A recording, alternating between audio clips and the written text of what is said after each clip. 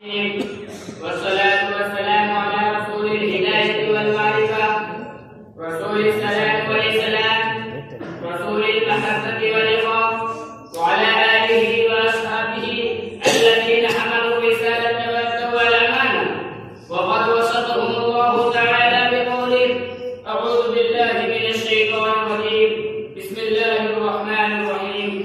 رجال صدقوا ما عاهدوا الله عليه، فمنهم من قضى نحبه ومنهم من ينتظر وما بدلوا تبديلا.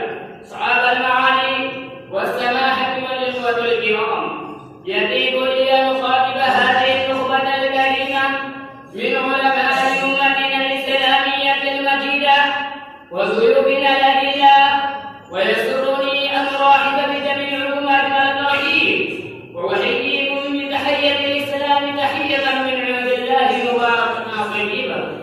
السلام عليكم ورحمة الله وبركاته.